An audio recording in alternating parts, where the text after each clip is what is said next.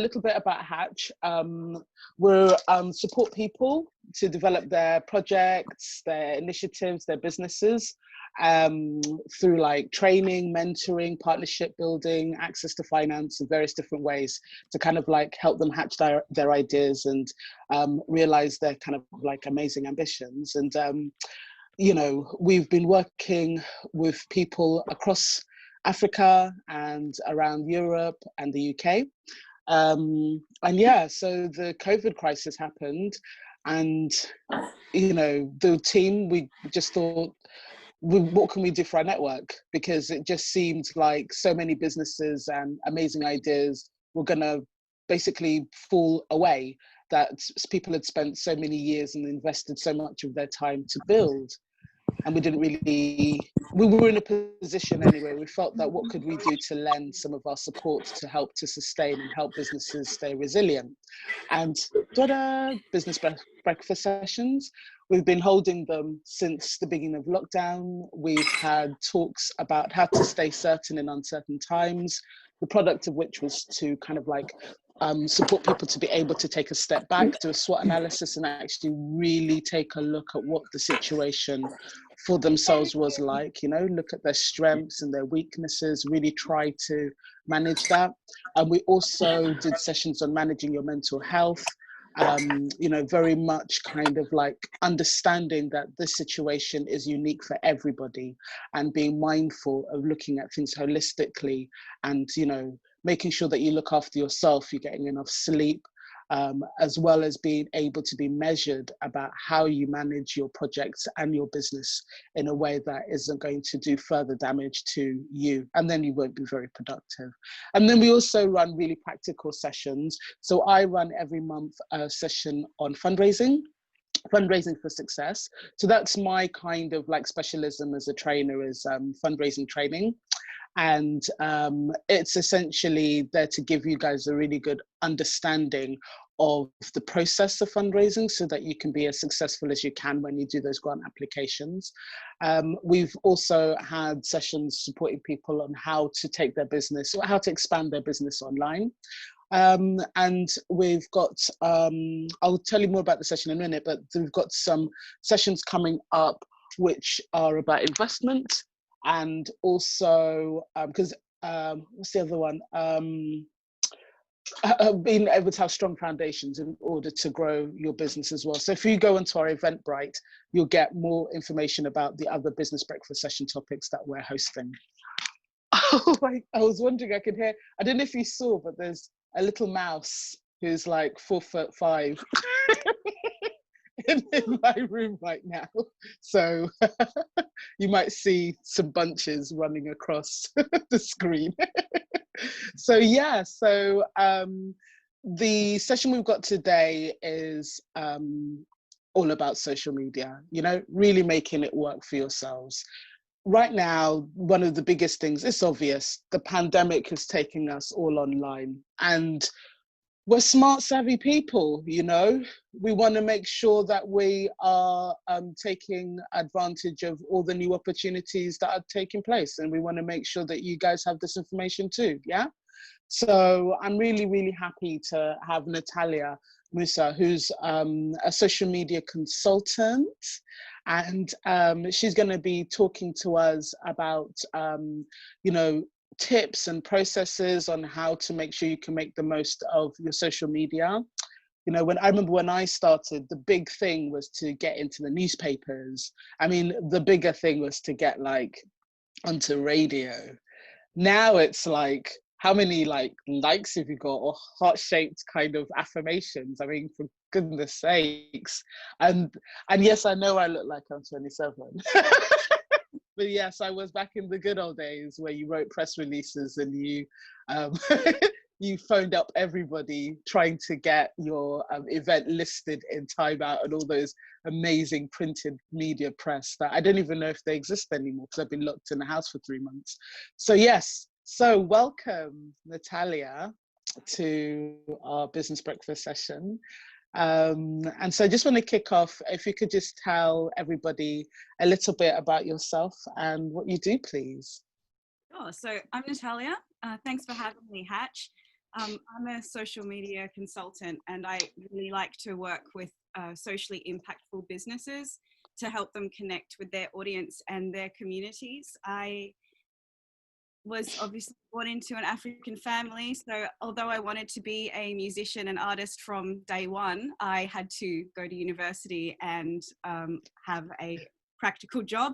So I studied education, so secondary education, and that's sort of the angle of education and having a network that wants to, learn more. Everyone wants to learn more because knowledge is power. That's sort of the angle that I usually take with my own approaches for helping platforms and their development. Thank you. So one of the first questions I want to ask is, what have you been noticing during this period in terms to how people have been managing their social media? So what I have seen is that the successful brands and businesses are the ones that are really responsive. So they usually, want to respond to the current situation. So they're presenting information, they're being really transparent about how they are adjusting their business practices to meet, new regulations. And they're also talking about what they're going through as a business and how difficult it is to, completely change the way they do business. So it's that authenticity and that transparency that really helps people connect and value their content. Okay. And because I want to switch it up a little bit, because the old school thinking was kind of like, the position of the business is there to present an image of invincibility kind of thing. So, what are you kind of really saying there? Is it like, are we talking about vulnerability or humanizing their approach? Can you still rely on a brand that's talking about how hard things are? Yeah, I think that because of, it depends on obviously how you want to be positioned, but I think there's this element, especially in the social media front. I mean, if you're going to be doing a radio advert or a TV advert, maybe you don't want to be talking about the intricate details of how you've had to shift your practices because of COVID. However, that's the magic of social media, is that you can access different facets of your business and of your brand directly to your audience. So that's the magic there. It doesn't have to be just your huge mission statement and your overall arching aims.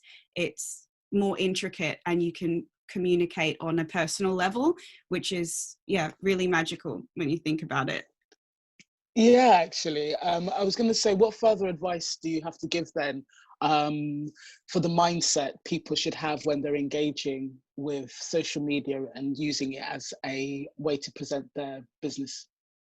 I would say don't be shy in terms of acknowledging that there are huge, world-changing things going on. And even if something just, maybe outside of the pandemic, for example, if something happens in the business, I personally wouldn't shy away from addressing that and getting your audience to talk to you about what you think you should do next. For example, there have been venues that have been on the verge of closing, and then they go out and ask their audience, this is the situation, this is the reality.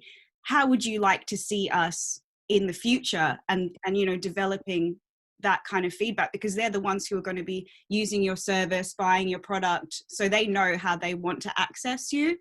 And it can be really helpful to strategize and move forward from there.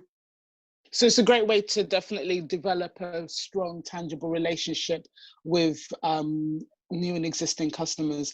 And actually, as you were talking, it made me think about inauthentic messaging, because obviously during this Black Lives Matter, there's been a lot of criticism for businesses making a claim that Black Lives Matter, and people have been saying, but they never have to you before, and it's actually depressed the business.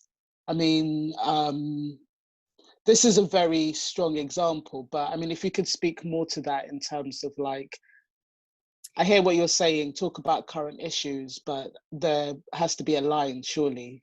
Absolutely. I think that it's the most important thing is to acknowledge shortfalls if there are shortfalls. For example, there's a couple of record labels who have literally said that Black Lives Matter, the movement, has helped them to see that they have had a shortfall in their artists and in their management across the board, and they've actually been open to say we are wanting to develop a strategy to be more inclusive and more diverse with throughout the structure of their label. And I think this is coming from a really prominent drum and bass label. So for them to be so bold and say, look, this is the truth, and not pretend that they aren't in the wrong, not saying, oh yeah, we've always supported Black Lives Matters, but and then swipe everything under the rug. They're not doing that at all. They're bringing it all up, and they're saying, this is our problem, we don't have a solution, but we want to work on one.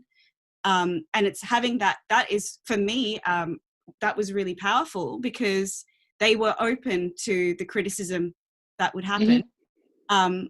But that's not really the path that it went down. It went down a very appreciative path, and a lot of their Black audience were like, thank you, we've seen this, we didn't know how to approach you about it, and it's like we want to be a part of the solution kind of thing. And on the other hand, you have other organizations who are like, oh yeah, Black Lives Matter, and then don't actually follow through on addressing any of the issues that are within their organization. So understood. So it really has to come from your business model, business plan, values. Yeah. So it's not sort of like when I mean, these things are seemingly obvious, but there is a tension between social media, because it always seems to be presented in such a light way. But what I'm hearing from you is actually social media has to come from the core of the business values, and it has to be really authentic, and it is your opportunity to present the company's personality and engage and learn and grow and be authentic. I want to ask you then, because I'm just looking at time and I want to give people a chance to ask you some questions, kind of thing. But so in a practical sense, what would you say are the key action steps that you think freelancers and small businesses should take in order to get the most out of their social media marketing? Well, yeah, like you said, think about what the core values are. Like, what is your mission? What do you want to achieve? What do you want to help people to do? And then add value to your audience. So it's a really crazy time at the moment. Life is busy. People, although they seem like they have more time, they don't have more time, because they've got to do other things that they maybe wouldn't have. Maybe, having kids at home, for example. So think about who your audience is, think about what their interests are, think about where they want to be, who they want to be, and then shape your content to address the knowledge that they want to access, and create moments of humor. Like, everyone needs a break sometimes. Check in on them. But for me personally, if you can help someone to make their day a bit easier, whether that is from humor or by giving them this tip that they would never have thought of or found in an instant like that, that's what will help people to remember your brand as something that has been helpful to them, and they will keep following you and they will keep going back. I was going to say thank you for that. Actually, so it's like, so what we're talking about is like being part of the conversation, adding value to with pieces of information that they need and are looking for. And I guess the final question is more about all the different platforms, you know, and I'm sure everyone's probably going to ask this one, but you know, how do you figure out which platform to use, or do you use them all? Well, And you could, you know, if Mhm. you're really not sure, if you haven't got customer personas, if you haven't developed those customer profiles yet, or if you don't have a broad idea of who your customers are, why not just, you know, sign up to all of them and have a look at who's on there and have a play. However, for me personally, I would think about, what are the demographics of your audience, where do more research in terms of where do those people hang out, so what age group are they, what are they interested in, what kind of formats of content are they consuming, because if you're a if you want to create tutorials for something, perhaps YouTube would be the best, you know, platform for you, because that's where you can consume a longer piece of content, and that's where people who are looking for tutorials would be going to. However, saying that, you could also have people getting smaller snippets of that kind of information on Instagram. So it's really about what the business is personally, because you know, a brand like, for example, Coca-Cola would be everywhere, and the content that you would find across the board would just be different depending on the actual platform and who it's serving. But it's like, you know, for example, Microsoft might not think about accessing TikTok as yet, because, you know, unless there's some sort of campaign to bring the TikTok audience into Microsoft, they've got other avenues that they know they can access people through. So yeah, I would just say, if you're on, you know, the baseline zero, have no idea, just sign up and see what you feel most comfortable with first.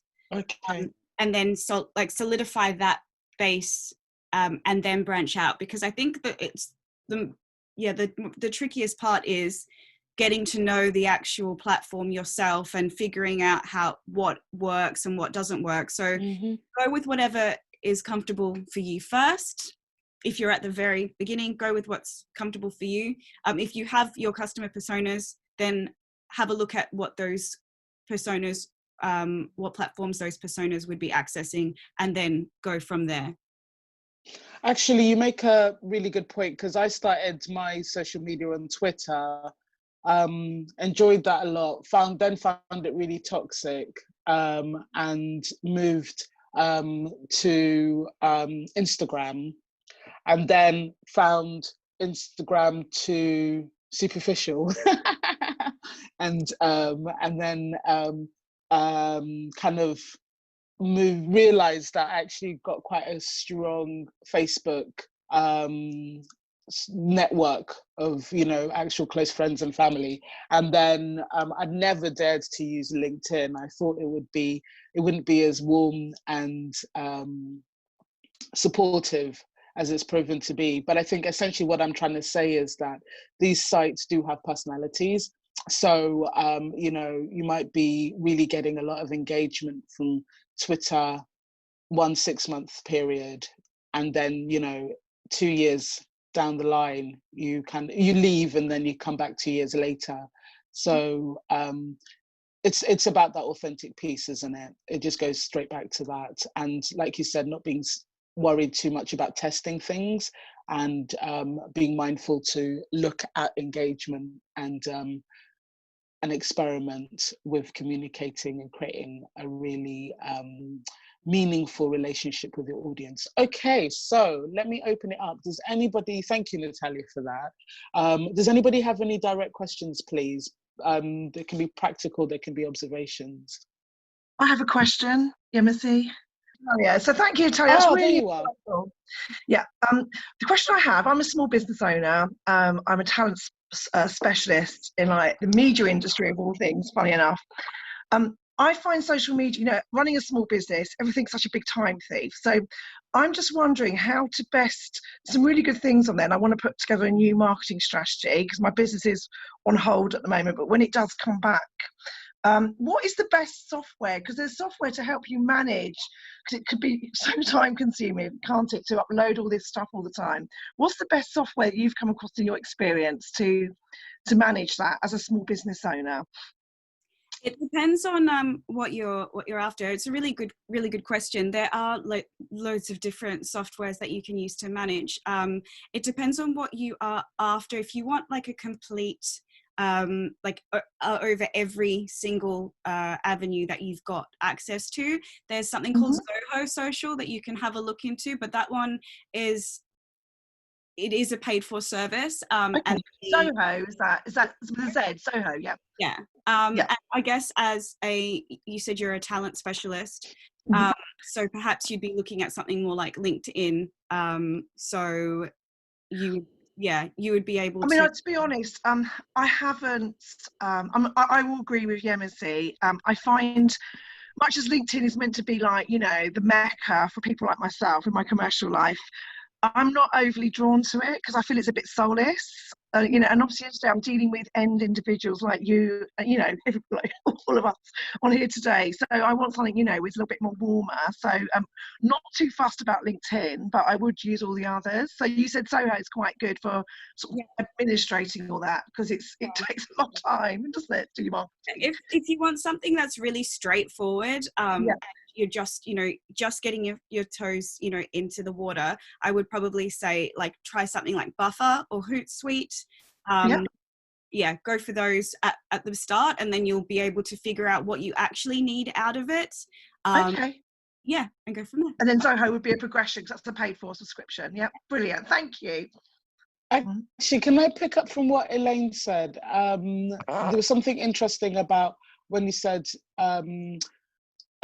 business isn't kind of like, I guess, on pause right now. But Natalya, surely your social media shouldn't be on pause during this time. It depends on really. It depends on where you're at, because obviously for Hatch, it hasn't stopped. Nothing stopped. Other businesses that I work with haven't stopped at all. However, it depends on just what you're planning to do, and if you're taking this time to restructure and rewrite your business plan and assess your goals, then why not use this time? However, it's really up to where you are at with the business. I would suggest to, if you don't have a presence at all, just sign up and save your handles, which are like your at usernames. Just sign up and save them for now, like step one, if you're still in the process of actually restructuring and planning. Or you could even make that a part of your story in your social media. And if, most people are pretty familiar with Facebook, and I know a lot of, younger people think that it's more of a dinosaur of the social media platforms, but it's actually super strong, and a lot of people are already on it. So, you can start from there, and you can start talking about, what you've been dealing with during COVID in recreating your business, or wanting to start afterwards. So there's a lot of different, positions that you can start from, and it's completely up to how you want to manage it and how you want to handle this time that we have now leading into the future. Thank you. Thank you, Natalya. Have we got any more questions? Any other questions? If you put your hand up or just unmute yourself, you can. I would have to do this differently. It would be great if anybody would like to offer their motivation for coming to the session. When you saw the WhatsApp I sent you, or you saw it on Instagram, or you saw it on Facebook or Twitter, or someone forwarded to you, what was the thing that went through your mind that said, oh, other than wanting to see me, what was the thing that went through your mind when you decided to put the effort in to register on Eventbrite and join us this morning? Therese? Oh, brilliant. My glasses, I need. Hi, lovely Hi. to hear from you. Hello. Hi, everyone. My friend Debbie King, who's also here on this meeting, recommended me. I have been to a few sort of business hub things in the past, but then you sort of get sick of sort of the same sort of thing, but then you do need to be in something to sort of keep you motivated. So I thought, I do get invited a lot on Facebook and other places to some meetings, but some of them, when you see them, their social media output, like what they're doing as their posts and all, there's one group in particular, and I know it sounds awful, but they're a bit lethargic. They keep repeating the same sort of thing. So they're trying to engage you in something, but their engagement of their posts is quite sort of, the only way I can really think of saying it is a bit lethargic. It seems to be the same sort of thing they're saying all of the time.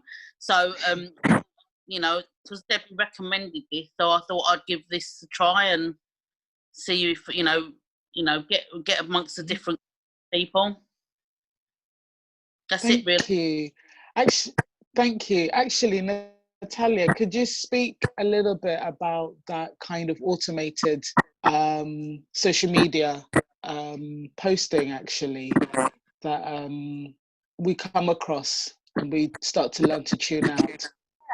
That's a really good point, and this is why I say to be reactive and to stay authentic. Because if you have planned, if you've got a budget, you put towards 3 months, one season worth of content that is basically just driving home what you want people to do. After about 3 weeks, people are going to be like, oh yeah, I'm used to seeing this, and they will disengage, and that's absolutely correct. The content needs to shift with the needs of the audience. And it's, for example, if you're going to have you're a swimsuit company and you are going to be talking about swimsuits the whole year round, that might, if you're constantly talking about summer, for some people it's going to be like, okay, well, this brand is just going to be talking about summer all the time. However, if you talk about the the northern hemisphere summer and the southern hemisphere summer, and explore like the different kinds of situations you'd be wearing these swimsuits in, that might be a little bit more engaging for people, instead of just being like, oh yeah, summer all the time, like summer in Mallorca all the time, like to shift it up, and talk about other situations that you could be using the swimsuit in. For example, like, go to Finland, have a sauna, sit in your it's winter, still wearing the swimsuit kind of thing. Like, that is more engaging because it's people just get used to the same messages, and like you said, they can just tune out. So that's why, authenticity, reactive messaging is important. Actually, make an interesting point, because of the my daughter's really into these, like, I don't understand it, but these ones where they just post pictures of cakes, and I just see it as just the same cake, but to her they're different cakes. So I'm like, okay. And then she's gotten so into the personality and the rhythm of this what do you call them, poster. You can tell that I'm not part of this generation, the people that post stuff anyway. That when they do something really revolutionary in her eyes, it's really exciting. So I think switching it up to keep your audience engaged is essential, and a great tip is to keep in line with or abreast of current topics and situations and part of the conversation. There was a question I saw in the chat from Annie. I think it was about sorry, it's gone from my thing. Shao, can I Is it the one about I found it. Could you recommend any resources for devising a social media strategy, please? Yes, I would recommend going. So these platforms that want you to buy their services, like Hootsuite and Buffer and there's at Espresso, they all want you to basically just pay them to have their platform. However, to get you to that point, they do give you some pretty good insights and up-to-date insights. So if you just, go onto Google, look up Hootsuite social media strategy, or like go through the different platforms, because they all give sort of they have pretty good quality content strategy suggestions, but they do have their own little nuances that you can have a look at, so you can adjust there. You can also have a look at, like, it's not for everyone, but Gary V, I'm not sure if you've heard of him. He is a really prominent social media user, and he's been doing this from day one, and he's got a multi-million-dollar business now, and he was a businessman before, but he's just exploded through his authentic use of social media. So he's not for everyone, but have a look, because he's really, like, plain and simple, giving it to you the way he does it, and his stuff is really intense. Like, he will tell you to, I don't know, post like 30 times a day or whatever, like crazy amount, but that's his way of doing things, and he also has a team that is behind him that helps him to do that. But if you like have a look at what people who are or brands that are similar to your brand, what they're doing, then you can kind of have a look at what they're doing and think, okay, how can I apply this to what I'm doing? So yeah, you can have a look at the moguls, so people who really have done well with social media, or you can have a look at other brands who are in your industry that you have values that align with, and think about how they're going about it. Just observe what they're doing and apply that to your own vision, but yeah, in your own tone, your own voice, and yeah, that can be helpful. Have we got any other? Thank you, Natalia. Have we got any other questions? I have a question. So you both, okay. Both yourself, Yemisi and Elaine, mentioned LinkedIn. I think what has been your experience, well, both you and Natalia, your experience in going on LinkedIn, because it is quite a tricky platform. It's very business-like, and if you're a person that prefers more personal tone, it might feel a bit daunting having to create content that is aimed at just a very pure professional space. Mm-hmm. So what's been your experience? How do you think is the best way to approach LinkedIn? Do you want to start, Yemisi? Because was that for me as well? Well, I didn't really. And Natasha, I just saw your message, so I'll go to you afterwards. So with LinkedIn, I didn't know how to get my first foot on the rung, and the inertia came because of COVID, where actually no, the inertia came before that, where I just really needed a community of people to help me with an initiative that I needed professional people to get in on.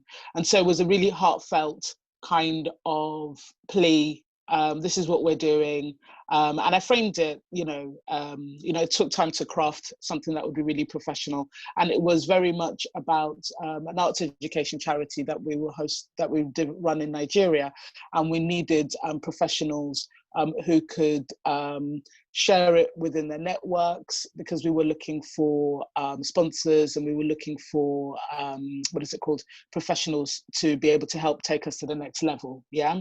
And the engagement was insane. It was incredible. And then the next time I did it again, it was because of again, it was a really genuine need for support from a community of professionals. We wanted mentors, and again, the response was amazing. And then in terms of conversion, we've been able to convert partners, business partners, off of LinkedIn in 2 steps: post, message, partnership. And and the source of it was just having for me, just a very, very clean and clear and authentic and genuine ask. This is like how you would do a pitch. This is the problem. This is the solution that I've come up with. If we work together, this is the magic that we could create. Boom. Yeah. Really works. The thing is, I think people are scared of LinkedIn because of the whole professional thing, and it feels like everyone's competing for, like, showing their excellence in their field, which is what people are doing.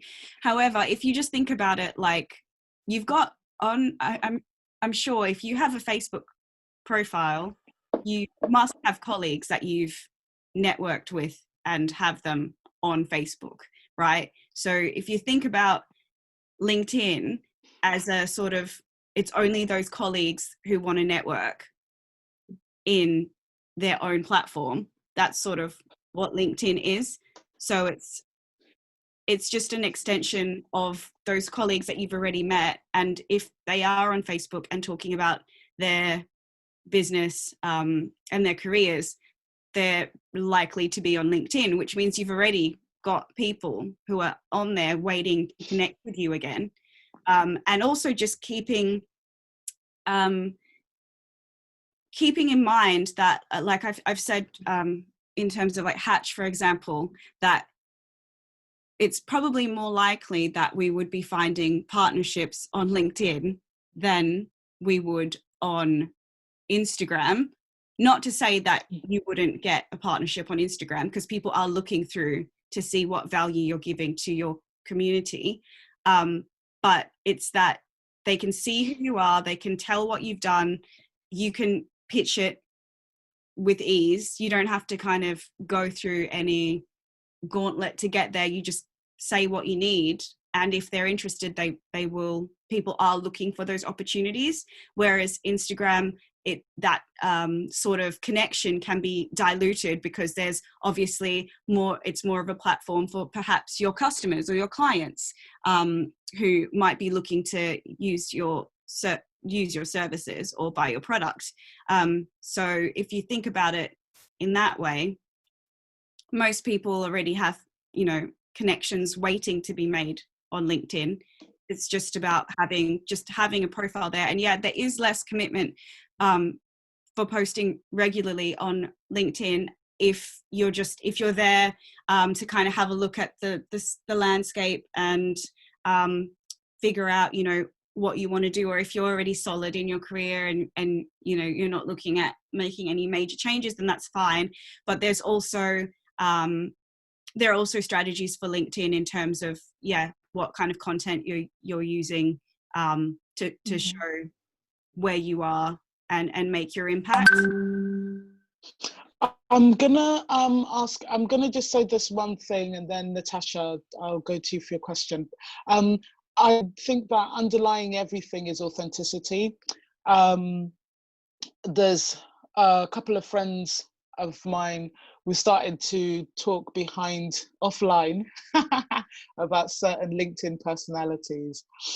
And there was a gentleman that got called out because he tried to hijack an LGBTQ narrative. And when I saw it, I knew, I was like, there we go. There we go. And because LinkedIn is quite a professional place, I think people private messaged him and he quickly revised his post. So, you know, I think that the authenticity thing is really important. And if you don't have anything to say, you don't need to say anything. If you're just posting on LinkedIn, you know, when it's essential, there's no harm, no foul, you know. I wasn't an advocate of it. Now that I've figured out, it's like going into the matrix. Now I figured out, and that's what I think I'm hearing from you, Natalya. You just have to test these platforms so that you can start to get into the personality of it, the nuance of it. There's a lot of people that thrive on Twitter and they don't really have nearly as much engagement on Instagram and vice versa. So Natasha, thank you for waiting so patiently. If you could ask your question, please. Thank you, guys. This is great. Like, I find media just painful. I think also because my personality is quite private as well, and then also with my work, I'm a therapist, and there's some kind of ethical positions on advertising. As a therapist, you can't sell therapy to anybody, but also in terms of content, and people often want to know about my client work, but actually a lot of the materials, you know, private as well, so it's a lot of confidentiality around the way that I work. So I end up just posting quotes. I end up and kind of, this is what therapy is, and I just bore myself to death.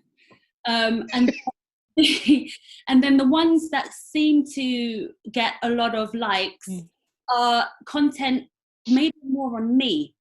So I've done a talk or I've done something, which is fine, but I guess that goes back to my personality, in the sense that sometimes it feels, in the field of other therapists, they kind of take on a lifestyle persona, and I find that difficult, you know. So almost it becomes as if there's a focus on me and who I am to connect to clients, which is fair because you've got to build relationship, but I find it quite a lot.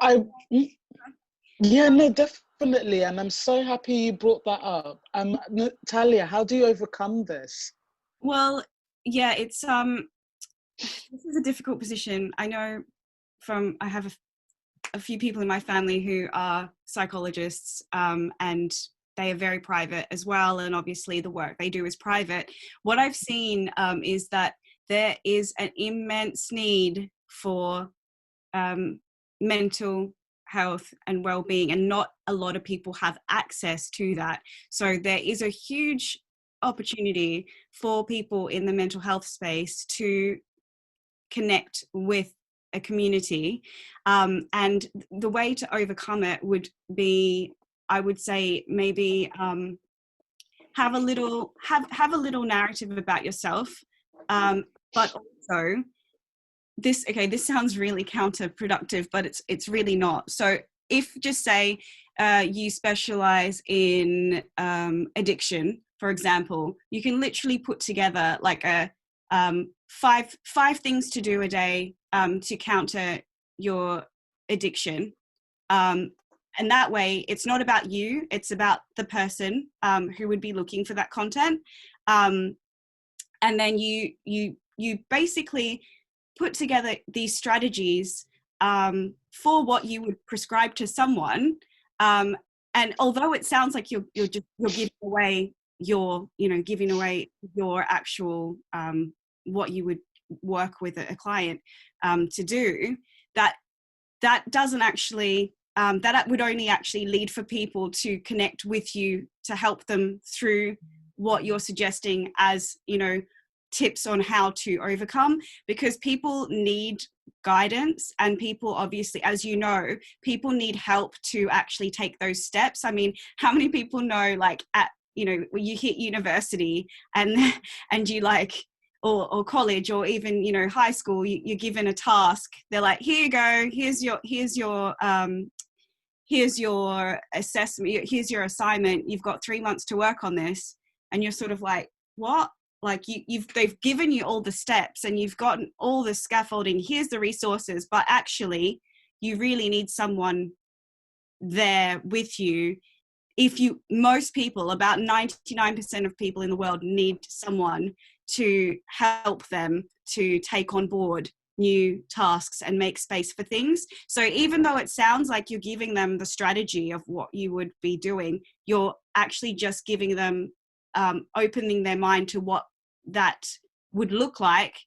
And then they would probably be like, hey, I saw this. I'm really needing help with this. What's your platform? How do I get in contact with you to get a session? So a lot of like the successful people in your field are the ones who really go in and are like, this is what you can do. This is what you can do. And people contact them. And they also put disclosures there that they're not allowed to obviously discuss things unless you've been, unless they're a client and things like that, because people will be obviously trying to get in touch to get some sort of free therapy, and you could even make that a part of your strategy, like get, there are endless, like there are ways to do it for sure. And it's a really it's a really good way to demonstrate your expertise and give advice.